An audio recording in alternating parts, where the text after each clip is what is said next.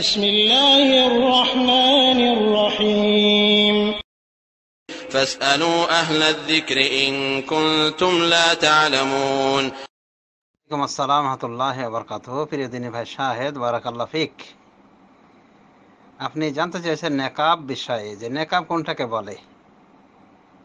দেখেন ভাই, নেকাব নাকবন থেকে, নাকবন মানে ছিদ্রকে বলা হয়, আর পরিভাষাগতভাবে নেকাব বলা হয় ওটাকে, যেটা মুখবন্ধনী আমরা বলতে পারি আমাদের বাঙালি ভাষায়, তথা মুখের সাথে সংযুক্ত আবরণ, যেটা দিয়ে পরিপূর্ণভাবে মুখমণ্ডলকে ঢেকে দেওয়া হয়, কিছুই দেখা যায় না, শুধুমাত্র ওই ওই চোখ দুটি দেখা যায়। এটাকে নেকাব বলে, নাকবন থেকে মানে ছিদ্র, মানে কিছু ছিদ্র, মানে ওই চোখ দুটো বের করার জন্য যে একটা ব্যবস্থা থাকে, ওই নেকাবের ভিতরে যে একটা ছিদ্র থাকে, দুটো ছিদ্র থাকে, তো এটা হলো নেকাব। আসল নেকাব হলো এটা।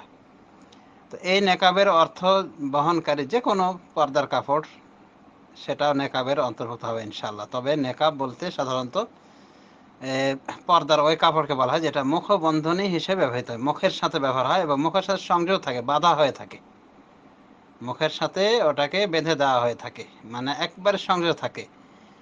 আর যেটা উপর থেকে মানে ঝুলিয়ে পরা হয়, এটাকে সাধারণত নেকাব বলা হয় না। এটার অনুমোদন রয়েছে ওই হজ করা অবস্থাতেও। এবং আসমা রাদিয়াল্লাহু আনহা এটাই বলছেন যে আমরা হজের সময় মুখ খোলা রাখতাম, কিন্তু যখনই আমরা মানুষদের নিকট দিয়ে অতিক্রম করতাম, তখন আমাদের প্রত্যেকে কি করতো, তার ওই বড় চাদরকে ঝুলিয়ে দিত, মানে ঝুলিয়ে দিয়ে মুখ বন্ধ করতো, মুখমণ্ডল ঢেকে দিত। কারণ উপর থেকে কিছু নামিয়ে দিয়ে, এটার বৈধতা রয়েছে হজের অবস্থাতেও, কিন্তু নেকাবের বৈধতা নাই। মানে নেকাব মানে সংযুক্ত করে রাখা, কাপড় দিয়ে বেঁধে দেওয়া, মুখটাকে ঢেকে দেওয়া সংযুক্ত অবস্থায়, মানে মুখের সাথে লেগে থাকবে। আর উপর থেকে কিছু ঝুলিয়ে মুখটা বন্ধ করা, এটাকে নেকাব বলা হয় না। হ্যাঁ, সুতরাং নেকাব যে কোনো কাপড় দিয়ে হতে পারে। ওড়নার কাপড় দিয়ে যদি এরকম সিস্টেম করা যায় যে মুখটা পরিপূর্ণভাবে বেঁধে দেওয়া হয়েছে, তাহলে এটা এক প্রকার নেকাব। মানে শুধু চক্ষু রেখে যদি বেঁধে দেওয়া হয়, মুখের সাথে সংযুক্ত রাখা হয়, সেটা ওড়না হোক, যে হোক, যে কোনো কাপড় হোক না কেন, এটাই নেকাবের অর্থ। তো মহিলা সাহাবায়ে কেরামদের ভিতরে, মহিলা সাহাবিয়াতদের ভিতরে নেকাবেরও প্রচলন ছিল। অনেক মহিলা নেকাব পরিধান করতেন, মুখমণ্ডল ঢেকে চলাফেরা করতেন। আবার কিছু কিছু মহিলা সাহাবীদের মুখমণ্ডল খুলে চলারও কিছু দলিল পাওয়া যায়। সেই হিসাবে আল্লামা আলমানী রহমতুল্লাহ আলাইহি সহ জমহুর উলামা দ্বীন মুখমণ্ডল বিষয়ে যা কথা বলেছেন, সেটা তো আশা করি আমি একাধিকবার বলেছি, আপনারা জানেন। তো এটা হলো নেকাব।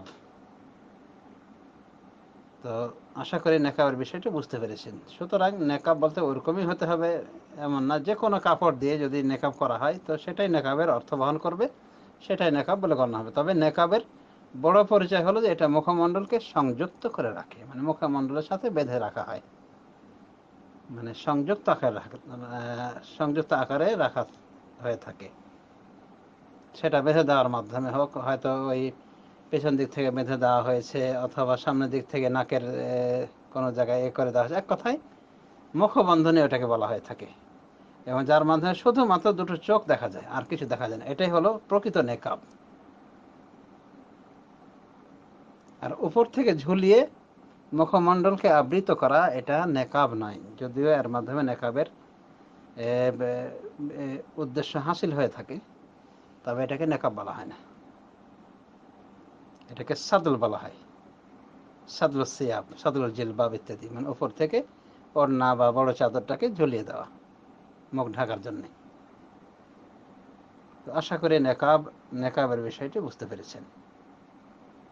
এবার নেকাবের বিষয়ে মানে কতটুকু বাধ্যবাধকতা মহিলাদের জন্য নেকাব ব্যবহার করা, সেটাও আশা করি বুঝতে পেরেছেন। উম্মতের ভিতরে ইখতিলাফ রয়েছে, তবে জমহুর উলামায়ে দ্বীন এটা অবকাশ দিয়েছেন যে এই নেকাব খুলেও তারা চলতে পারে, যদি চেহারাকে পরিপাটি কারুকার্য করে না থাকে, বিউটি পার্লার না করে থাকে, তাহলে এমনি আল্লাহ দেওয়া এই চেহারা মুখমণ্ডল খুলে রাখতে পারবে। কি পারবে, ইখতিলাফ থাকলেও জমহুর উলামায়ে দ্বীনের ফয়সালা এটাই যে এটা খুলে রাখতে পারবে। এরপরও ঢেকে রাখাটা সর্বাবস্থায় উত্তম, এই বিষয়ে সমস্ত উলামায়ে দ্বীন একমত, এখানে কোনো ইখতিলাফ নেই। শুধুমাত্র এই নেকাবটা পরা এটা ফরজ কি ফরজ না, মানে মুখমণ্ডলকে ঢেকে রাখা ফরজ কি ফরজ, এই বিষয়ে ইখতিলাফ। এটা যে উত্তম, এটা যে নিরাপদ, এ বিষয়ে কোনো ইখতিলাফ নেই। তো আশা করি বিষয়টি বুঝতে পেরেছেন। এবং ইল্লা মা যাহারা মিনহা, সূরা নূরের আয়াত, ইল্লা মা যাহারা মিনহা, তারা তাদের চেহারাকে ঢেকে রাখবে, একমাত্র যেটা এমনিতে প্রকাশ পায় সেটুকু নয়। এর ব্যাখ্যা ইবনে আব্বাস বলেছেন যে ওটা হলো চেহারা এবং হাতের কবজি, দুই হাতের কবজি। এবং এই তাফসীরটা ইবনে আব্বাস থেকে বিশুদ্ধভাবে প্রমাণিত। আর বাকি যে তাফসীরগুলো ইবনে মাসউদ থেকে বলা হয় যে সমস্ত চেহারা ঢেকে রাখবে, এবং ইল্লা মা যাহারা একমাত্র যেটা এমনিতে প্রকাশ পায়, এটা দ্বারা উনি প্রকাশ্য কাপড় চোপড়, মানে যেমন বরকার কাপড় ইত্যাদি উদ্দেশ্য করেছেন। তো ইবনে মাসউদ থেকে এই সনদটা প্রমাণিত নয় আলবানী রহমতুল্লাহ আলাইহির গবেষণা অনুযায়ী।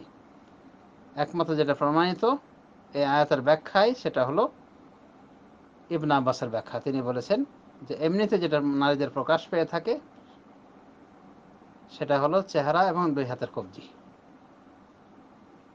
তবে এটা ওই অবস্থার ক্ষেত্রে প্রযোজ্য যখন এগুলিতে কারুকার্যতা ব্যবহার করা হবে না, বিউটি পার্লার করা হবে না। তো যাই হোক, আপনি নেকাব সম্পর্কে জানতে চেয়েছিলেন, এর সাথে বোনাস আরো কিছু বলা হলো। আল্লাহ রাব্বুল আলামিন আমাদের সবাইকে দিনের সঠিক জ্ঞান দান করুন এবং সর্ববিষয়ে মধ্যমপন্থী হওয়ার তৌফিক দান করুন। আমিন। সাল্লাল্লাহু আলা নবিয়্যিনা মুহাম্মদ ওয়া আলা আলিহি ওয়া সাহবিহি আজমাইন। আসসালামু আলাইকুম ওয়া রাহমাতুল্লাহি ওয়া বারাকাতুহু।